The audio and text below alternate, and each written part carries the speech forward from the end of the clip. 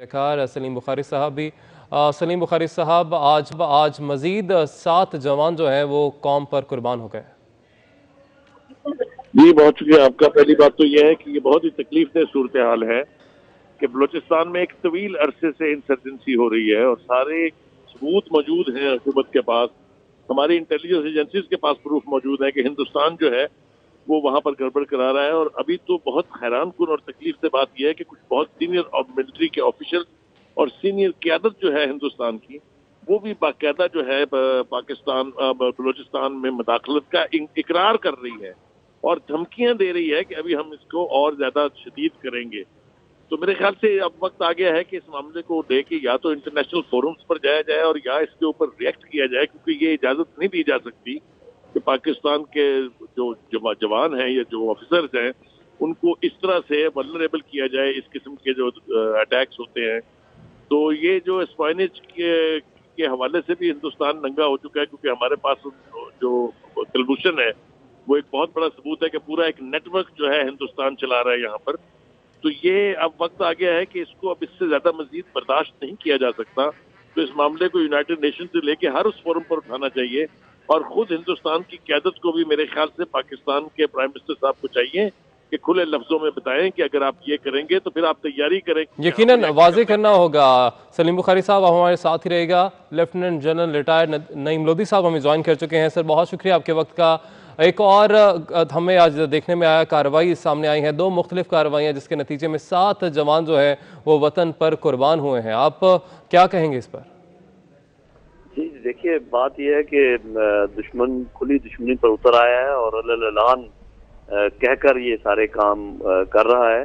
اور ہمیں پورا حق حاصل ہے کہ جو کچھ ہمارے ساتھ کیا جا رہا ہے ہم اسی طریقے سے اس کو جواب دیں، اور اس کا اعلان پاکستان کو کر دینا چاہیے کہ جو ملک بھی ہمارے خلاف یہ کارروائی کر رہے ہیں ان کا ایک تو نام واضح کریں، بتائیں جو بھی ان کے پاس انٹیلیجنس رپورٹس ہیں، اور اس کے بعد اسی طریقے سے جواب دیا جائے جو کچھ کہ ہمارے ساتھ کیا جاتا ہے۔ جی اچھا نعیم لودھی صاحب یہ بھی بتائیے گا، کیونکہ اب یہ بات کسی سے ڈھکی چھپی نہیں ہے کہ بھارت کس طریقے سے بلوچستان میں اپنی جو بزدلانہ کارروائیاں ہیں وہ کروا رہا ہے اور اس بات کو اب تسلیم کیا جا رہا ہے، اور بھارت سے اس حوالے سے ہم نے دیکھا کہ بات چیت جب زلمے خلیلزاد سے امن عمل پہ بات ہوئی تو تب بھی اس بات کا ذکر کیا گیا، یہ بھی خبریں آئیں کہ بھارت سے اس حوالے سے بھی بات کی جا رہی ہے کہ اس کا جو کردار ہے افغانستان میں اور ہمارے بارڈرز پر وہ کس طرح سے ایفیکٹو ہے، اور ان کو بھی امن عمل میں شامل ہونے کی دعوت دی گئی ہے۔ شاید یہی وہ باتیں ہیں جو کہ اب ہضم نہیں ہو پا رہی بھارت سے۔ جی اصل میں 2 محرکات ہیں بنیادی طور پر۔ ایک تو یہ کہ بھارت کا ایک پلان ہے جس کے تحت وہ کشمیر میں جو آزادی کی تحریک ہے اس کو مکمل طور پر کچلنا چاہ رہا ہے اور وہ ہمیں انگیج رکھنا چاہ رہا ہے تاکہ ہم اس طرف توجہ دینے کے بجائے اپنے مسائل میں گھرے رہیں۔ اسی لیے وہ ایل او سی کو بھی گرم رکھتا ہے، ادھر سے ویسٹرن بارڈر کی طرف سے افغانستان کی طرف سے اس قسم کے حملے کرتا ہے،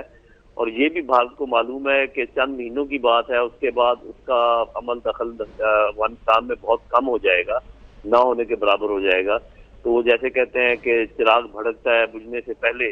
تو وہ اپنے جتنے بھی ریزرو ہیں، جتنے اس کے پاس واقع ہیں، ان کو وہ استعمال کرنا چاہ رہا ہے۔ تو یہ میرا خیال وہ باتیں ہیں جن کا ہمیں بھی غور و فکر کرنا چاہیے، اور ان محرکات کی وجہ سے وہ یہ سارے کام کر رہا ہے۔ لیکن یہ ہمیں ذہن میں رکھنا چاہیے کہ وہ آزادی کی تحریک کچلنے کے بعد ضرور پھر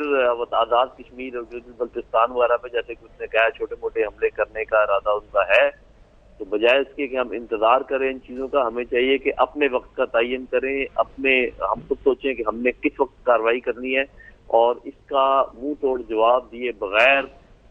اور کوئی چارہ کار نہیں ہے۔ منہ توڑ جواب دیے بغیر اور کوئی چارہ کار نہیں ہے، ہمیں خود وقت کا تعین کرنا ہوگا۔ سلیم بخاری صاحب ہمارے ساتھ موجود ہیں۔ بخاری صاحب آپ سے بھی یقیناً یہی جاننا چاہیں گے کہ بھارت کو دعوت دی گئی ہے افغان امن عمل جو ہے اس میں شامل ہونے کی، مگر بھارت کی جانب سے ہم دیکھ رہے ہیں کہ جو بزدلانہ کارروائیاں ہیں وہ جاری و ساری ہیں، وہ رکنے کا نام نہیں لے رہی، اور شاید اسی بوکھلاہٹ میں ہم دیکھ رہے ہیں کہ یہ تمام تر کارروائیاں کر رہا ہے بھارت۔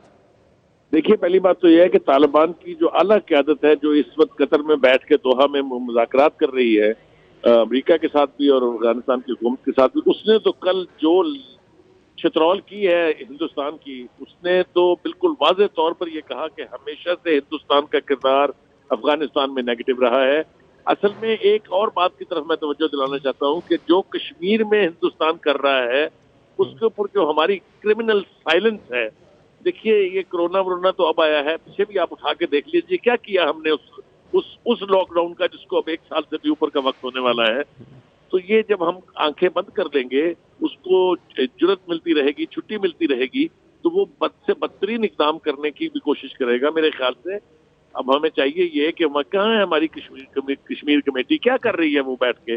ہمیں چاہیے کہ دنیا کے جتنے بھی فورمز اویلیبل ہیں اس کے اوپر جا کے پاک کشمیریوں کا کیس ہم بڑی بھرپور طریقے سے لڑیں اور ایکسپوز کریں ہندوستان کو کہ وہ پاکستان کے مختلف علاقوں کے بیچ بیٹھ کے تخریبی کارروائیاں کر رہا ہے, جس کے ثبوت موجود ہیں. تمام 5 کیپٹلز کو جب کلبھوشن کو پکڑا گیا تھا تو باقاعدہ ڈوسیئرز بھیجے گئے تھے, لیکن اس کے بعد اس کا فالو اپ نظارت ہے. اس کے بعد کسی نے ایک لفظ اس کے اوپر کچھ کر کے نہیں دیا ہے. اگر ہم خاموش بیٹھے رہیں گے اور ہندوستان کو اجازت دیں گے کہ وہ جو چاہے اور جہاں چاہے کرے, تو اس کے نتائج پھر یہی ہو. یعنی بھارت کے حوالے سے ہمیں اپنی پالیسی جو ہے وہ مزید وضع کرنی ہوگی, بہتر کرنی ہوگی. سلیم بخاری صاحب ہمارے ساتھ موجود تھے, بہت شکریہ آپ کا. نعیم لودھی صاحب آپ نے وقت دیا, ساتھ ہی ساتھ صغیر چودھری ہمیں اپڈیٹ کر رہے تھے, آپ سب کا بہت شکریہ. منہ توڑ جواب دیے بغیر اور کوئی چارہ کار نہیں ہے, ہمیں خود وقت کا تعین کرنا ہوگا. سلیم بخاری صاحب ہمارے ساتھ موجود ہیں. بخاری صاحب آپ سے بھی یقیناً یہی جاننا چاہیں گے کہ بھارت کو دعوت دی گئی ہے افغان امن عمل جو ہے اس میں شامل ہونے کی, مگر بھارت کی جانب سے ہم دیکھ رہے ہیں کہ جو بزدلانہ کارروائیاں ہیں وہ جاری و ساری ہیں, وہ رکنے کا نام نہیں لے رہی, اور شاید اسی بوکھلاہٹ میں ہم دیکھ رہے ہیں کہ یہ تمام تر کارروائیاں کر رہا ہے بھارت. دیکھیے پہلی بات تو یہ ہے کہ طالبان کی جو اعلیٰ قیادت ہے جو اس وقت قطر میں بیٹھ کے دوحہ میں مذاکرات کر رہی ہے امریکہ کے ساتھ بھی اور افغانستان کی حکومت کے ساتھ بھی, اس نے تو کل جو چترول کی ہے ہندوستان کی, اس نے تو بالکل واضح طور پر یہ کہا کہ ہمیشہ سے ہندوستان کا کردار افغانستان میں نیگیٹو رہا ہے. اصل میں ایک اور بات کی طرف میں توجہ دلانا چاہتا ہوں کہ جو کشمیر میں ہندوستان کر رہا ہے اس کے اوپر جو ہماری کرمنل سائلنس ہے.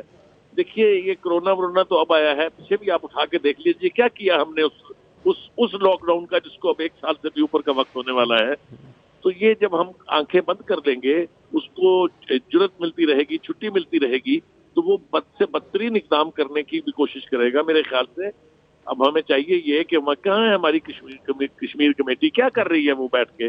ہمیں چاہیے کہ دنیا کے جتنے بھی فورمز اویلیبل ہیں اس کے اوپر جا کے پاک کشمیریوں کا کیس ہم بڑی بھرپور طریقے سے لڑیں اور ایکسپوز کریں ہندوستان کو کہ وہ پاکستان کے مختلف علاقوں کے بیچ بیٹھ کے تخریبی کارروائیاں کر رہا ہے, جس کے ثبوت موجود ہیں. تمام 5 کیپٹلز کو جب کلبھوشن کو پکڑا گیا تھا تو باقاعدہ ڈوسیئرز بھیجے گئے تھے, لیکن اس کے بعد اس کا فالو اپ نظارت ہے. اس کے بعد کسی نے ایک لفظ اس کے اوپر کچھ کر کے نہیں دیا ہے. اگر ہم خاموش بیٹھے رہیں گے اور ہندوستان کو اجازت دیں گے کہ وہ جو چاہے اور جہاں چاہے کرے, تو اس کے نتائج پھر